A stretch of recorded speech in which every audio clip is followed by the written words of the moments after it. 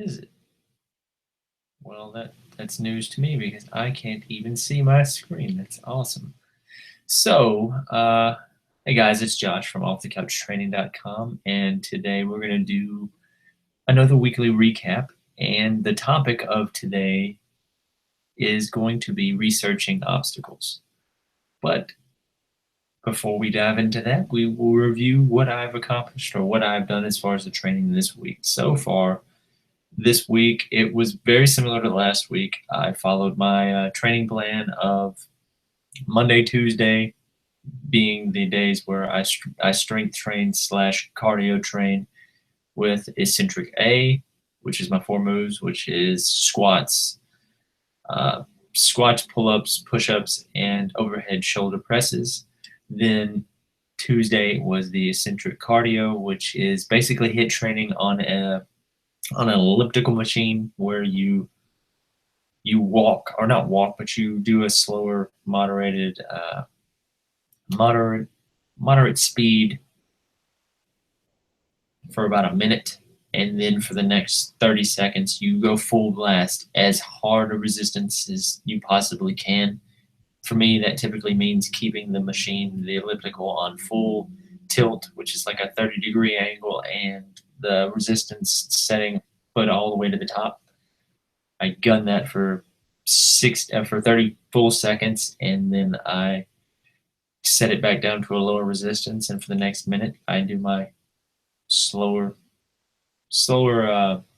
or easier pace, and then I do another 6 sets of the HIIT training. And then Wednesday is a recovery day, so it's usually foam rolling and using the lacrosse ball to do the deep tissue massage that the body needs.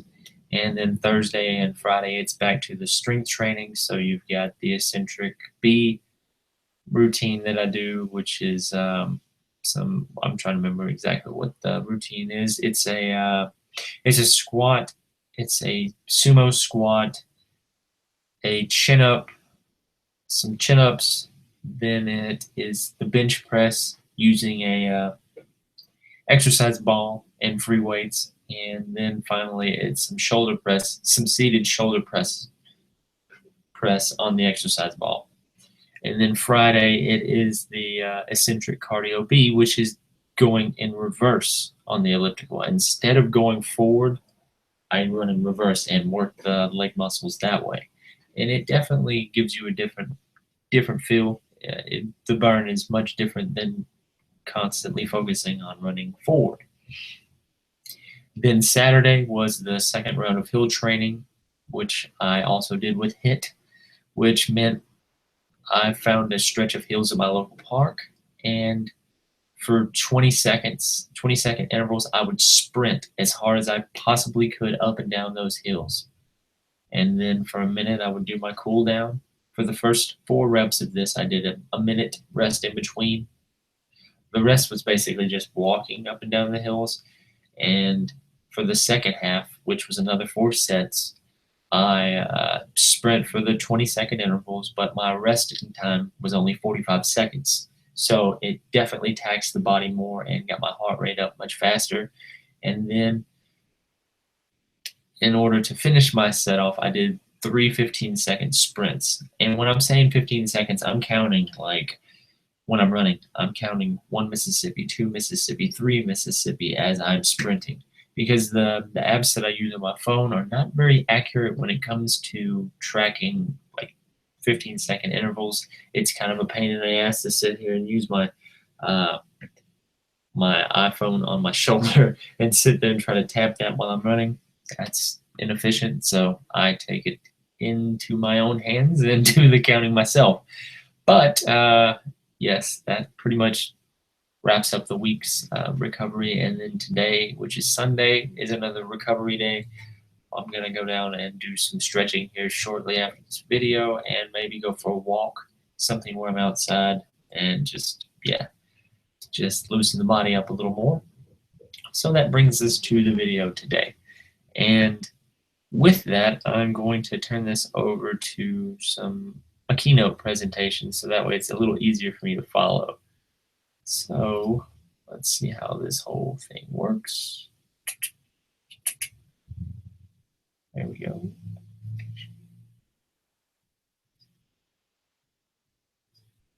All right, so what we have here is, like I said, the week 3 obstacle review. And this is the overview of what we're going to cover. I've already taken care of number 1 there, which is a recap of week 3 training. The next thing we're going to cover is 3 simple steps to obstacle research.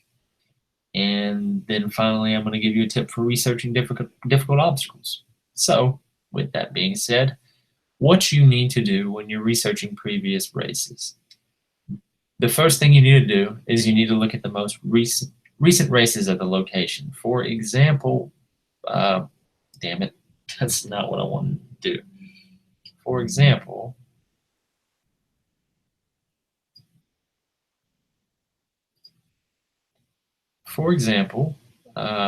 what I would do in that instance is I would go to YouTube and I would search. Let me show you what I would search so that way you have a better idea of this. So what I would do here is awesome. I like how unprepared I am for this. But here we go. So what I would do is I would go in and type my race, which is the Spartan Super Austin. And for the best results, so that way you can only see obstacles, you would type obstacles only. But in this instance, there weren't any. So I basically searched just for Super Austin.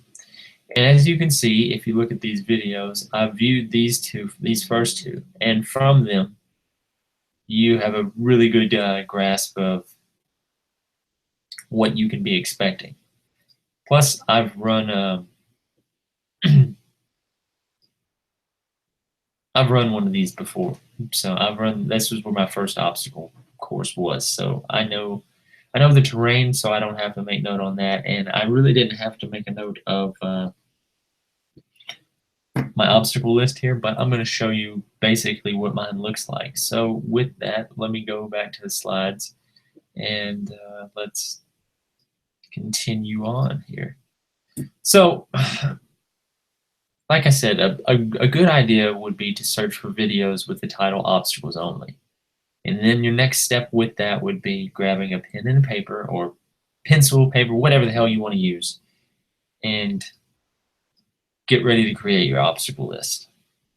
So the objective behind these lists is you're watching those videos and you're trying to compile as accurate a list of the obstacles that you're going to be facing as possible. So this way you know exactly what you should be training for. And with making this list, one of the things that I suggest you do is you write down every single thing that you see throughout the video. I mean, not only are you writing down the basic obstacles like a wall or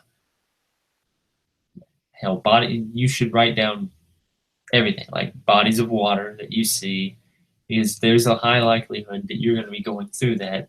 Hills, whether the terrain looks inclined or rough, muddy, these things are very useful to you to have this kind of visual preparation for going into this, because when you run one of these for the first time, it's a bit startling once you're out there and have no idea what the hell you're about to step off into. Although that's part of the excitement, it also makes it very scary too, because you're constantly thinking, well, what the hell's coming up next? But that's part of the fun. So what I suggest you do is you make your list as thorough as possible, making notations out to the side, like this wall was made of planks, like it's gapped boards, or the vertical wall was 6 feet tall. Just make an estimate, guess. This is a short wall. Whatever little notations that you need to kind of give yourself an idea of what that obstacle is that you're looking at. And once you've gone through and watched a couple of these videos, you'll have a pretty accurate idea of what you should be expecting. And then that brings you to the next step, which is you're going to go back over that list. Well, how you could do it while you're watching the video. You could make mental note of some of the obstacles that you really felt were daunting looking, and you have no idea how to how to how to damn it, how to complete, how to effectively perform those obstacles. And what you're going to do is you're going to write a rating of 1 through 3, 1 being the easiest, 2 obviously being more difficult, and 3 being the most difficult. You're going to write that alongside the obstacle list. And I don't know if you can see this very well, but this is a very basic idea of what one of these obstacle lists would look like. Yeah, I'm not positive that this is coming out very well for you, but I'll take a picture and put it in the notes. And what you can do from that is you can use this obstacle list that you've created as a real good guide so you know what you should be training for. Like for me, there's only a couple of them that I marked at 3s because I've struggled with those. Those have been my nemesis, like the spear throw, for instance. It wasn't until just this last race that I was able to actually finally get the spear to stick.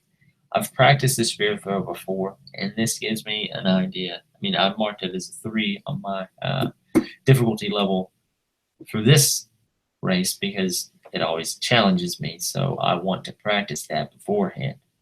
And then another one was the hanging, I forget what the actual obstacle is called, but it's a hanging, it's a whole bunch of hanging rings, some hanging rope and balls. It's kind of like monkey bars, but on steroids.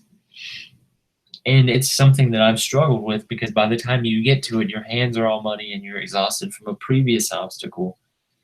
And it makes it much harder to grip the thing. So that's another area that I can practice on, like strengthening my grip. And this is the big takeaway, the big tip that I have for you when it comes to obstacle research.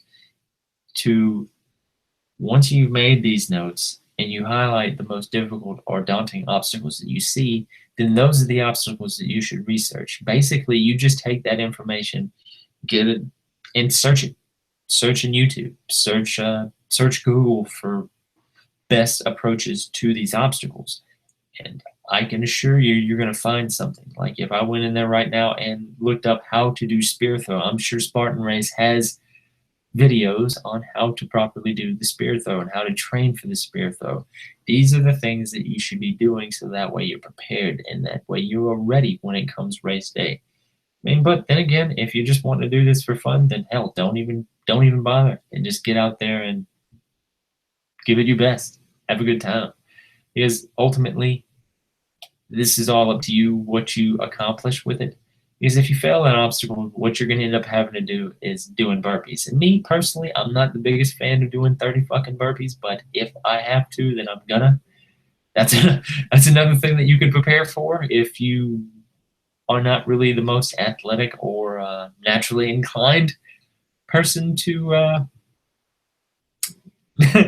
to handle these kind of things, then I would recommend you do some burpees because you're going to be doing a shit ton of them on race day if you have no idea what you're going against. Unless you're just a natural athlete and awesome, but you know that's not everybody's forte. So yeah, guys, I just wanted to give you a taste of what I do when it comes to obstacle research racing and the research process that I go through when I'm looking for what's coming ahead. And another thing that you can do is typically what I would do is I would go in and type up Spartan races 2017 and look for the most recent races and see what kind of obstacles that they have in those events. And do the same research process and just kind of make note to see if any of the previous obstacles from last year's race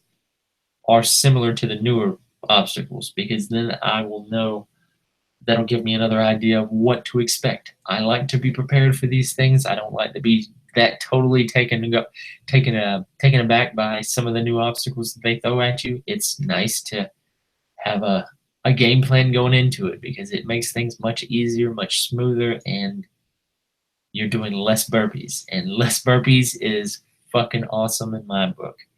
All right, guys. Well, I just wanted to make this simple and sweet, and I will provide you with the slides to the little keynote presentation that I did for this, and I will make a little guide, an easy little simple guide to follow, and provide you with my beautiful obstacle list drawing that I have created for Spartan Super 2017 in Austin. You have a good one.